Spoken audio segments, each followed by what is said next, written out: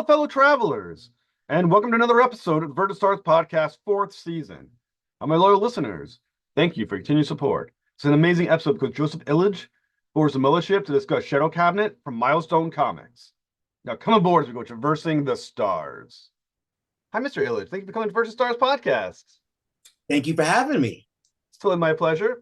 So, I always start off with a question of inspiration to inspire your love for comics and who your earliest influences. Earliest influence. Wow. I mean, from an artistic standpoint, it will always be George Perez. From a writing standpoint, I think Chris Claremont. I think Chris Claremont's X-Men, when I was in the fourth and fifth grade, really nailed me. That was during the introduction of Kitty Pryde, the introduction of the Hellfire Club, the Dark Phoenix saga, like that potent part of the X-Men history. So I would have to say he was my first. What is it about Chris Claremont that inspired you the most, or gave you something to model yourself after the most? I feel like it was a couple of things. Number one, you never knew what was coming. You could never say, I know what's happening in the next issue of Uncanny X-Men. You did not. Secondly, he was able to write on multiple levels so that a preteen could read it and get one thing from it, and a teenager could read it and get something else, and an adult could get it and read something else. So when I first came across his work, it was the fourth and fifth grade. And, listen, the X-Men were having sex. I didn't know what sex was, but I just knew that they had a lot of relationships. It looked like fun. I didn't know about sadomasochistic clubs, so I didn't understand what the Hellfire Club was, but I was like, okay, they seem pretty cool. They have cool powers and personalities. So he was able to write on multiple levels, which is a true skill. So when you got older, and because obviously you're not in third grade anymore. Definitely not. As you got older and you revisited these comic books by Chris Claremont, you find yourselves engaged in brand new ways? Well, it's interesting. The material that I look at from him now it's not the superhero stuff. It's like Murata the She-Wolf, the Black Dragon, those works that he did with John Bolton, right? If I was going to look at superhero work, it would be more in the vein of the Wolverine miniseries that he did with Frank Miller. So I'm interested now in a very specific kind of tonal work from him. And now I don't really revisit a lot of Claremont's superhero genre work because I'm very much interested in the present day writers that are tackling that genre. Now, as a writer of the Shadow Cabinet, which we'll get to more detail later, which is a team book, has Claremont and how he did approach certain team books or larger books impacted how you approach writing a team with a much larger cast? That's a good question.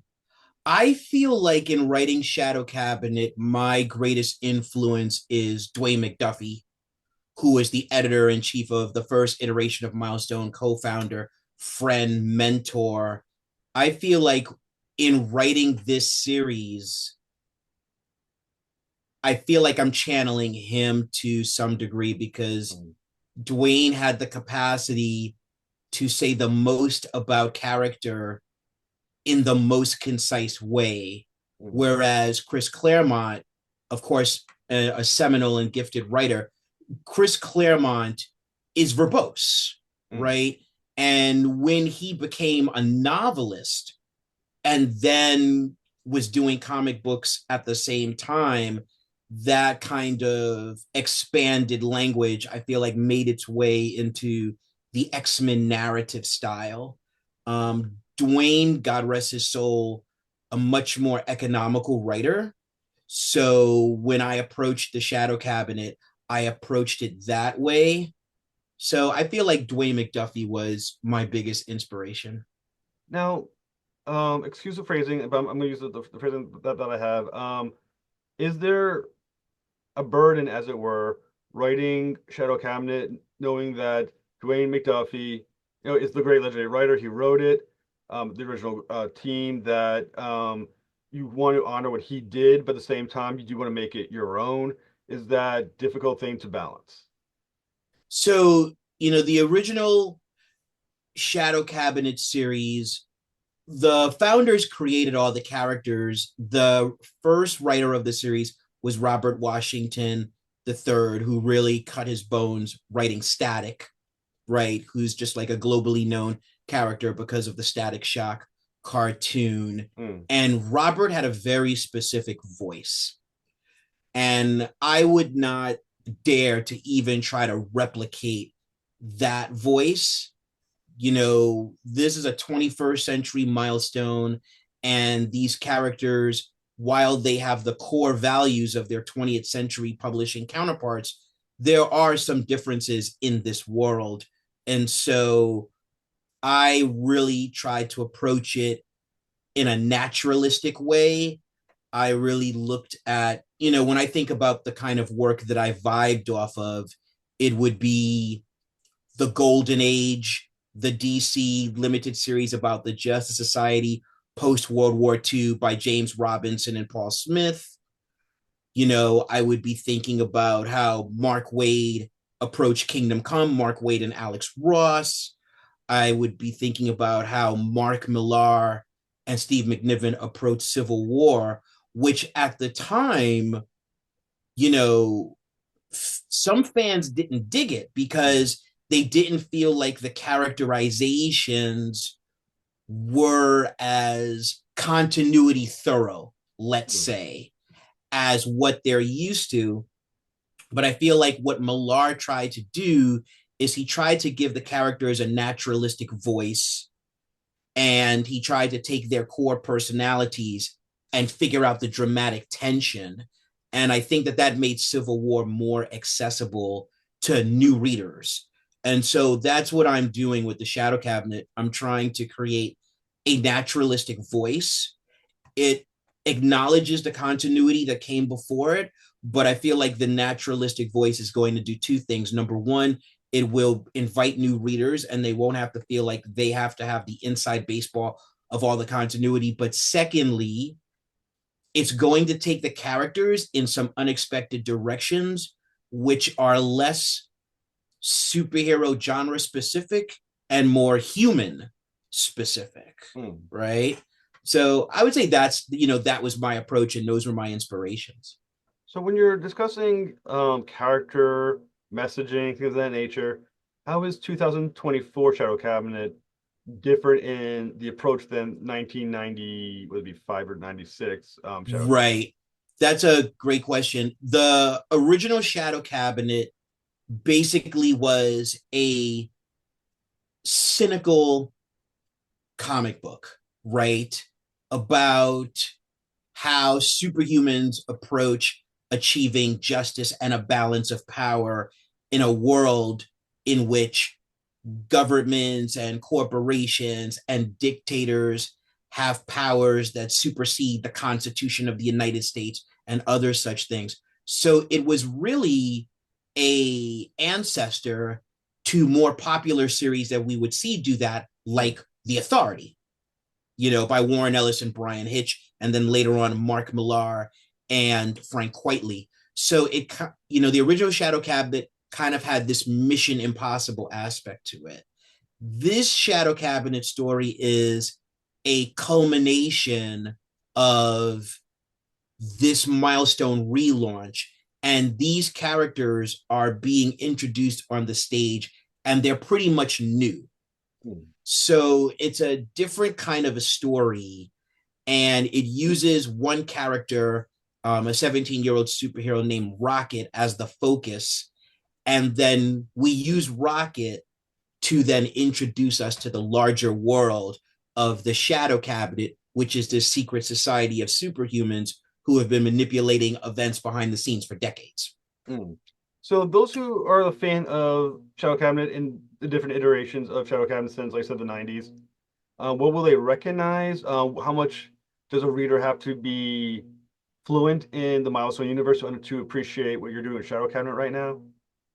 Well, one of the things that DC and Milestone did was for the first issue, there's a page called Previously in the Milestone Universe, which any new reader can read, and it'll give them the major beats of that world. So then they can jump right in. I also wrote it from the perspective of, if this is someone's first comic book, could they read this? And that's something that I admittedly got from being a soap opera geek when I was a kid and a teenager, because my mom, when I was in the second and third grade, every Friday, we would go to the newsstand after work and she would buy me comic books and she would buy herself soap opera magazines. But I was such an avid reader that I read her soap opera magazines too. So I was a soap opera geek. And the thing about soap operas, again, kind of going back to Chris Claremont and John Byrne and Terry Austin's X-Men, which very much was a superhero soap opera, is that you could jump in at any point and you're given enough information and characterization to allow you to find your footing so that you can go on the journey from your starting point. So that was really the way I approached it. I really didn't want to do it from an inside baseball perspective.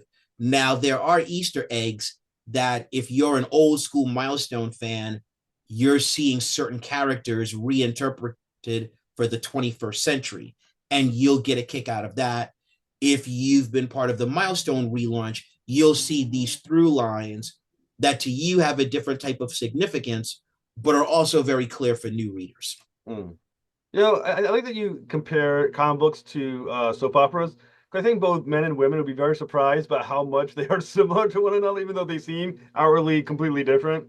They are absolutely, they're 100% the same thing, right? You talk about those X-Men comics, the Claremont X-Men is basically the source material for the 90s X-Men cartoon, which is a source material for X-Men 97. So you're talking about a version of the superhero genre that influenced multiple generations. And part of the reason is because of relationships. Yeah. It's because of Scott and Jean, but then there's Logan over there. It's because of Gambit and Rogue, and they both have this crazy sexual energy for one another, but Rogue can't be touched because of her powers, right?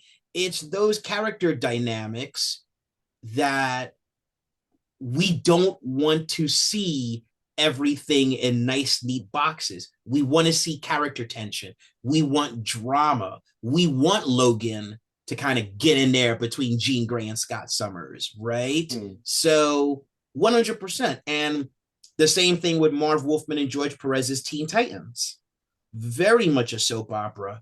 And you look at modern day superhero genre comics, and you definitely see that. So they are soap operas, right? And there's nothing wrong with that, because in our real lives, we have relationships, we have drama, we have tension, and we have uncertainty, right? And all of those are part of soap operas, and all of those are part of genre comics. So the soap operatic quality is not limited to the superhero genre by any means. I like that because, like I said, just like in soap operas, comic book characters die all the time. They come back mysteriously. They're missing siblings. Like I think Cyclops has Havoc, like two other siblings. They just bump to Logan has 1,000 other Logans now, and and clones, and it's it's such a soap opera. It is wild.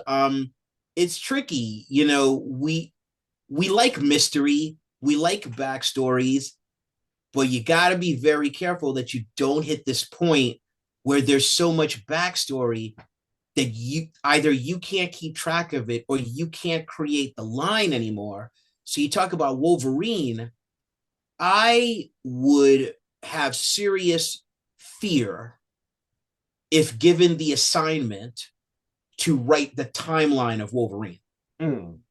Because there's so many Easter eggs and there's been so much retroactive continuity that it would be complicated, right? So I think it's tricky. The longer these characters remain in publication, the trickier it is to reconcile a lot of things. And that's why you kind of have to reboot them every 10, 15 years, right? Well, like I said, it is incredibly convoluted. A lot of the backstory now, a lot of these characters. It's also like you look at Magneto. Eventually, when he was created to at some point with World War II, World War II is now a long time ago for him to be still, keeping up with all the X-Men. He's 100 something years old at this point. At some point, what are you going to do 10 years from now when he's now like 120, still fighting, the same battle? It gets very convoluted after a while.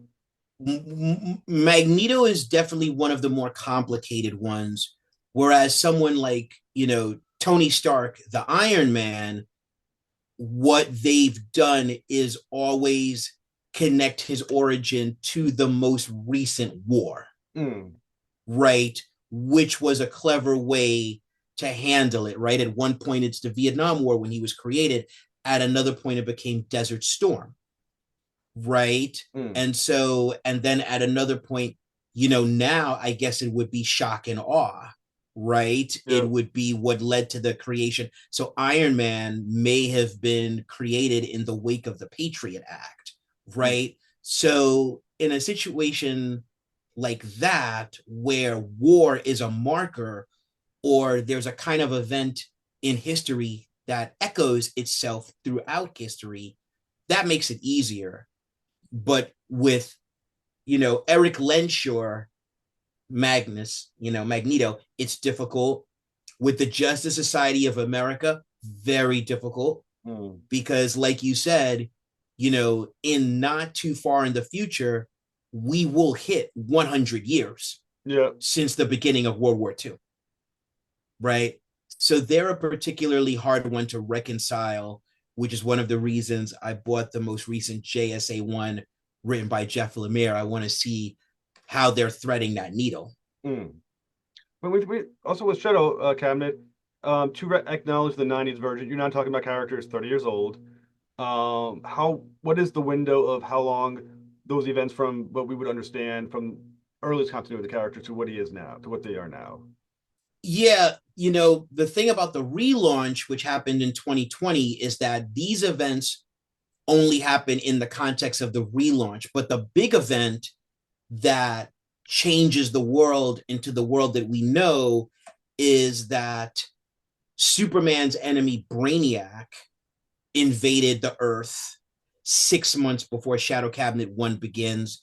The heroes of Earth fought Brainiac back, but there were ripple effects. There was an impact, there was residue. And so what we're seeing is 6 months later, a world in which a young superhero who used to be a sidekick is now the only hero. Mm. And she is the window for new readers into this changed landscape. And the core narrative of the story is Rocket, her real name is Raquel, using a digital diary to write a letter to her mother, who she hasn't seen in 6 months. Mm. So through writing a letter to her mother, she's writing a letter to us and Yeah. telling us what she's gone through, what she's feeling. When you start the story, it's day 178. So it's almost like, it's kind of like this cross between a teenage girl's journal and Punisher's war journal. Now, interesting thing with Milestone is when Milestone originally launched, for those who don't know, in the '90s, Milestone did not exist in the world of the DC universe. The cartoon had some crossovers with Static and Batman, stuff like that, but didn't exist with Superman, Batman because it was his own imprint. Now it does. Does that change how you thought about Shadow Cabinet now that it does exist in the same world as Superman and Batman and Justice League and everything else? Right. Well, it's tricky. It's still a separate world, but basically DC has the multiverse. Yeah. And by multiverse, it's basically an omniverse. So you can connect anything to it. You could find the Earth that The Watchmen by Alan Moore and Dave Gibbons takes place on. So in that context, there is a large multiverse. The multiverse includes all these other corporate universes. Milestone is one of them. The character of Brainiac from the Superman universe has many counterparts which go throughout the multiverse. So one of them just happened to end up in the Milestone universe. But by no means is Milestone's Earth the same Earth with Justice Okay. League International. That's not the case. And so that kind of separation does prevent me from having to meet the conditions of the DC universe. But then you can have the fun of having Brainiac having visited and being able to deal with the aftermath of that, because there hasn't been a new Milestone comic in some time. So allowing for the 6 months passage of time allows us to take a jump and recontextualize a number of characters, different relationships, different positioning in the world, and tell a story which is both new to the Milestone readers and accessible to new readers. Hmm. And with in the new miniseries, as you said, Rocket is kind of like the point of view is through Rocket. Mhm. Why is she the ideal perspective in which to re-experience the new Shadow Cabinet? Really, because so she's about 17 years old. So she is starting to really evolve into an adult. That's a major transition for her. That's a transition of perspective. And so there's something very emotionally powerful about that, right?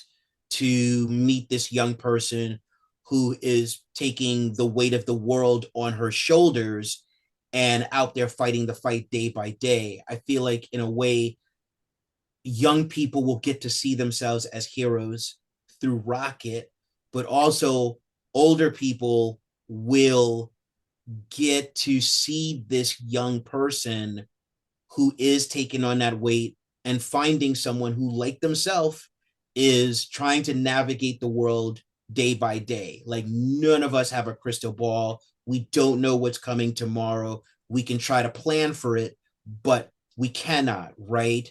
And so being able to experience that personal inertia in the face of adversity is a universal feeling. And so, because of Rocket's position on the maturation cycle of herself as a person and herself as a hero, she did seem like the perfect perspective from which to examine this new world. Now, as we mentioned a little earlier, you were writing this huge cast as the Rocket's the main perspective. What are some of the challenges about giving enough time to introduce and allow the readers to get to know each character within the Shadow Cabinet while still not losing either the action, the story momentum, or taking too much away from Rocket as well? It really comes down to balance, right? Balance and theme. So there's a theme going throughout the story about inheritance. And there are two people who personify the examination of this theme. One is Rocket, and then one is a woman in her mid 60s named Angela Alva, right?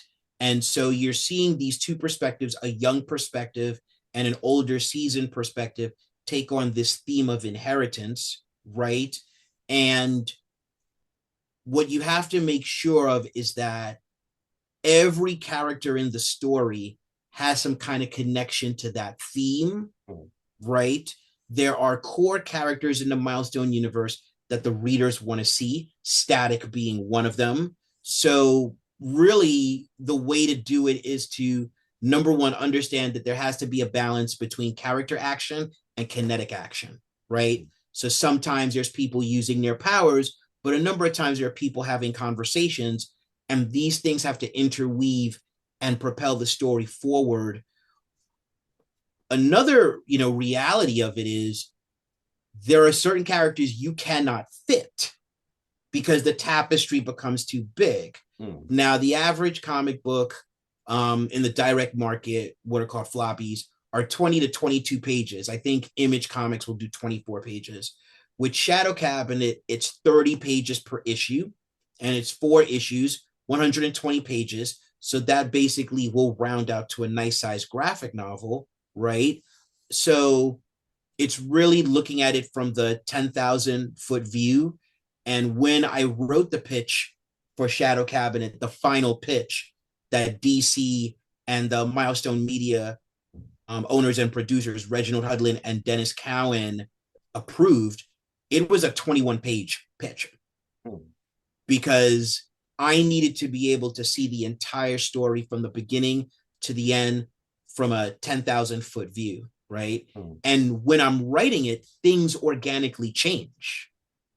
And that's part of the fun too, that you can have your superstructure, but as you're writing and these characters are becoming more real, they will start making it clear to you that a more natural direction for them isn't necessarily the one you planned. Hmm.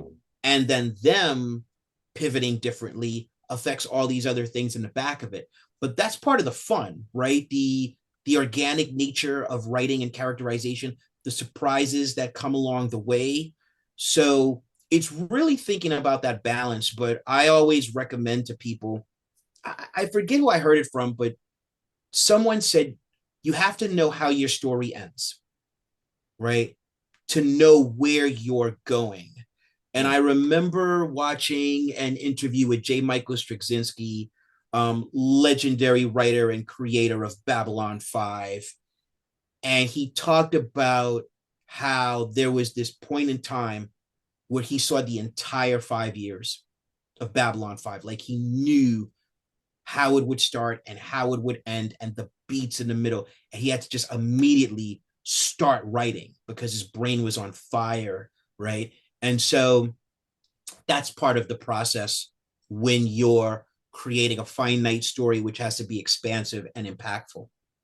Now, my memory of Rockin from back in the days of Milestone that she's connected very closely to Icon. Yes. Um, where is Icon within the story of Shadow Cabinet? I cannot tell you that. Okay. But to your point, yes, in the original Icon series from the 90s and in the new Milestone series, Icon and Rocket, Rocket was Icon's sidekick, Hmm. you know, and when Shadow Cabinet begins, Icon is nowhere to be found. There is a reason for this, and Icon's absence is something that Rocket feels personally responsible for to a degree because Rocket was the one that inspired Icon to become a superhero. Icon is an alien who's been living on Earth for over 150 years in the guise of a black man. When he landed on Earth, it was during times of slavery, and now he is a wealthy, affluent attorney, right? And he disconnected himself from the world. And meeting Raquel Irvin forced him to engage the world and forced him to engage his responsibility. And in him becoming a hero, she became his sidekick. And both of them took a whack at trying to change the world with some big swings. But the problem is when you try to change the world in big swings, the world fights back. There are Hmm. a number of institutions that are not interested in changing the balance of power, and all of them will fight back against you. And that was examined in the Icon and Rocket series, right? So where Icon is a mystery that will be revealed in time. We hint at it in issue 1, and then when you get to issue 3, you see the thing and it becomes really clear. Well, I was gonna say there's that famous phrase, "Nature abhors a vacuum." So, and also as you mentioned, the film Civil War, when Vision is talking about how every time a superhero or something comes up, something else will come up to meet it. To meet the hero. So so what is that for Shadow Cabinet? Who is the individual or group that is now meeting the threat of Shadow Cabinet, depending on your perspective? And what is it for Shadow Cabinet to potentially know that whatever threat you try to engage, another one may find its way as well. That might be even worse. So the Shadow Cabinet is a secret society of superhumans led by a man named Dharma. Dharma is of East Asian descent, and he has the paranormal ability of time view. So he can see the past and the future of an individual or the world in different pockets. And Rocket's one person crusade intersects with the Shadow Cabinet's crusade, and Dharma tells Rocket something that propels the entire story forward. So the two paths intersect, and the Shadow Cabinet operates in secret, right? But Rocket's ongoing fight for good forces them to stick their heads out a little, as did Brainiac's invasion. There was leftover from that. There was residue, there was impact, and the Shadow Cabinet has to prevent the world from becoming distorted beyond recognition in the aftermath of an alien artificial intelligence that tried to take over civilization. Now, when you mentioned Dharma and the power to look into the future of an individual or the large macro future, does that mean that future is automatically going to be writ? Is that inevitable? Does the future that he sees, is it malleable by the actions of the individuals? And obviously, who can see the future and what happens to those that things are put in motion? How much does he want to get involved in and change, knowing what could happen to the fate of some of these other characters as well? He has a binary perspective. On one end, in the present moment, which is what we're all living in. We're all living in the present moment. In the present moment, he has the capability to act. But because he has the time view, in one sense, he sees himself in servitude to time. So basically, there are a number of likely futures, and one of them will average out more likely than the others. And if that one is apocalyptic and he wants to try to prevent it, then from his present day perspective, he has to endeavor to manipulate events and people to prevent that highest average possibility from being the only possibility, right? Now, as you can imagine, this is not a casual thing, right? It would actually be pretty maddening if each of us had time view like that, right? So he has a disciplined perspective. That disciplined perspective is not compassionate, right? And therein lies a conflict, right? Because ideally, one of the underpinnings of civilization, ideally, is compassion, right? The absence of compassion gives you the ability to do extraordinary things, but your actions will be judged unfavorably, right? And he doesn't care about that. He doesn't care about judgment. I think it's a fascinating perspective, because for someone who has that kind of macro view of the future and time, everything else, to actually also know other people's eventual fate or potential fates, it must make it extremely difficult to want to interact on any personal level with any one individual, knowing the outcomes are of your interactions with them and their ultimate fate anyway. How bad does that impact his ability to not, I guess, to be part of the human race? Because once again, is there a need for him to withdraw away from these people that he knows their fates? Yeah, he's actually, I wouldn't call him a participant in civilization as we understand it, right? He's basically a recluse. He is manipulating events in a chess playing context. For him to do this, he has to disconnect himself from certain emotional burdens, right?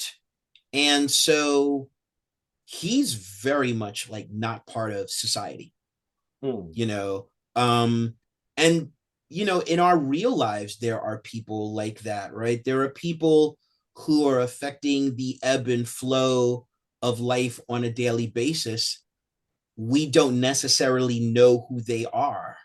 We believe that the celebrities or the billionaires, the ones that we know of, that they are the ones.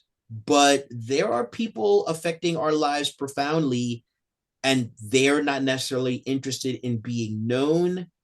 They don't necessarily have wealth, right? But, micro actions have macro impact, right? And so Dharma and the time view and what he does with the shadow cabinet is basically taking that real human idea and giving it a jolt of adrenaline within the superhero genre. Hmm. So, what can our listeners look forward to in the upcoming issues of Shadow Cabinet? It's really, again, a journey about Rocket and the solitary life that she's living as a hero. And I think she's trying to bring the world back to what it used to be, to return it to a world of heroes.